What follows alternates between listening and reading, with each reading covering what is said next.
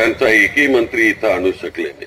बघा, ज्याचा उल्लेख या ठिकाणी केला मेत्रे साहेबांनी आणि दुसऱ्या सहकार्यांनी की सोलापूर पुणे हा रोड, सोलापूर हैदराबाद, सोलापूर विजापूर, आम्ही एवढी पत्र त्यांना लिहित होतो। सोलापूर हैदराबादचं काम सुरू होतं, अर्धवट झालं होतं, पण वेग येत नव्हता।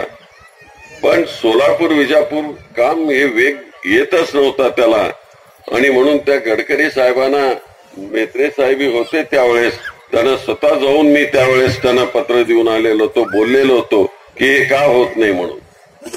आणि मग सोलापूरला ते आले त्यावेळेस म्हणाले मी आता चालू करतो। पण हे सांगितल्याशिवाय, त्यांच्यावर दबाव आणल्याशिवाय हे काम होऊ शकत नाही। आपण पाण्याचा उल्लेख केला इथे, 85-86 साली 120 किलोमीटर वरून सोलापूरला पाईपलाईन आणली आणि पाणी दिलं सोलापूर। हेच भारतीय जनता पार्टीचे लोक होते, माझ्यावर टीका करत होते आणि म्हणत होते की हा कशाला खर्च केला पाहिजे। वर्ल्ड बँकेकडून मी कर्ज घेऊन आणलेलं होतं, त्याचं व्याज किती 1% सुद्धा नव्हतं, 0.5% होतं ना त्यावेळेस। आता ह्यांना कोणी 3% शिवाय कर्ज देत नाही वर्ल्ड बँक, आणि ती जर दृष्टी ठेवली नसती तर हे घडू शकलं नसतं। सोलापूरला पाण्याची चणचण भागली असती। इतकंच नाही तर एनटीपीसी आणली। आता मला आश्चर्य वाटतं की एनटीपीसी आणली, काही लोक म्हणतात की टाकाऊ प्रोजेक्ट होता।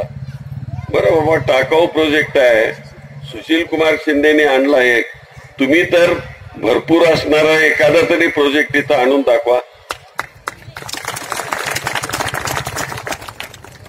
पण दाखवा, एकही प्रोजेक्ट आणून दाखवला नाही, पॉवर ग्रीड आणून दाखवली नाही, डाळिंब रिसर्च सेंटरचं मी सहसा नाव घेत नाही, तेही इथे आणलं आपण, जे दुसरीकडे गेलेलं होतं।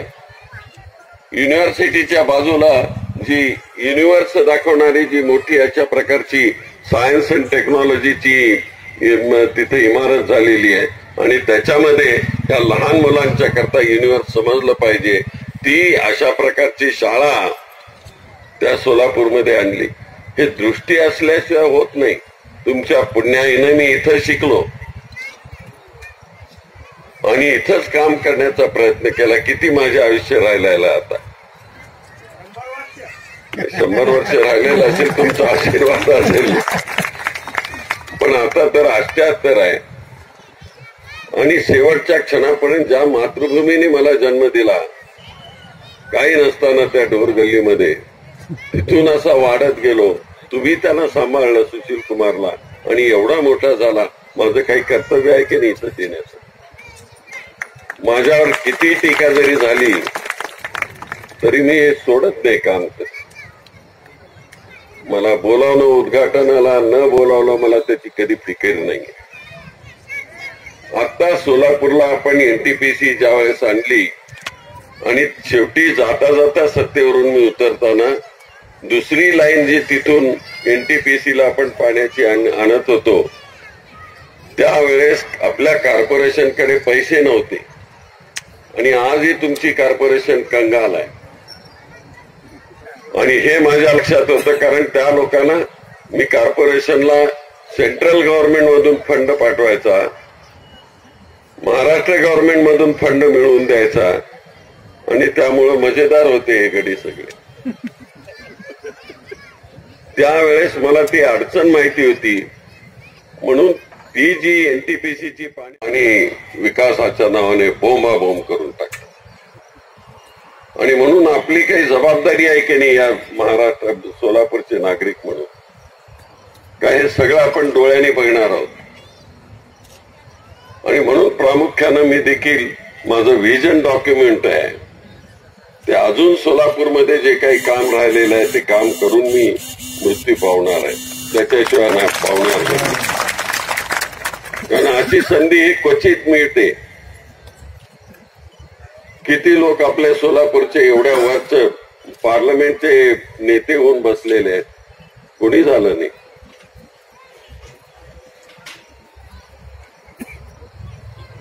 पण आज आपल्यावर जबाबदारी येऊन पडलेली आहे. सोलापूर हे आपलं शहर, हे 4 हुतात्म्याचं गाव. कधीही आपण जातीभेद इथं केला नाही. सुशील कुमार शिंदे वीरशैव कक्कया आता तुम्ही म्हणालात, पण मी कधी म्हटलं नाही, मी ढोरच आहे म्हणत होतो. कारण तो शिक्का लागलेला आहे, एकदा लागलेली जात ही जातच नाही.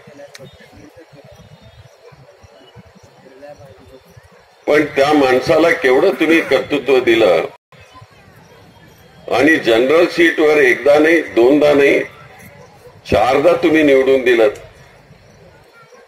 हा केवढा मोठा इतिहास आहे. हे इतिहासात नोंदलं गेलेलं आहे. तुम्हाला सांगतो मित्र, हे कुणी बदलू शकणार नाही की एक असा माणूस होता दलित वर्गीयाचा मधला, त्याला सोलापूरने 4 वेळेस जनरल सीटवर निवडून दिलेलं होतं. ही साधी गोष्ट नाही आहे. आणि म्हणून त्यांनी कधी जातीचा धर्माचा विचार केला नाही. सगळे माझे आहेत, मी सगळ्यांचा आहे, अशा प्रकारे भूमिका आपण कायम ठेवली. आता चित्र वेगळं आहे. आताची उमेदवार एक धर्माच्या नावावर काम करतो तर दुसरा जातीच्या नावावर काम करतो. कसा चालणार आमचा देश? तुमची भारतीय घटना ही सेक्युलर आहे, सर्व धर्म समभावाची आहे. या देशात राहणारा प्रत्येक माणूस कुठल्याही धर्माचा जातीचा असो, तो भारतीय नागरिक आहे, याची आठवण करता कामा नये. आणि म्हणून हे चित्र आता जे बदललेलं आहे इथं सोलापूरला, या चित्राची आपण कधीतरी आठवण ठेवणार आहोत की नाही? म्हणून आता मला बरोबर आहे तुम्ही म्हणाला ते की हे आमचे प्रधानमंत्री हे काही साधे नाही आहेत. या देशामध्ये अशा तऱ्हेनं त्यांनी वातावरण पेरलेलं आहे की कुठलीही गोष्ट करायची झाले तर मी करणार. मग कॅबिनेटची मंजुरी सुद्धा नाही आणि मी म्हणजे सर्वस्व, अशा प्रकारे भूमिका घेतली. आणि त्यांना डिक्टेटर व्हायचं आहे, हुकुमशाह व्हायचं आहे. तुम्ही बघितलं ना सगळं. आता मला इतिहास सांगायला वेळ नाही, कारण मला दुसरी एक सभा आहे.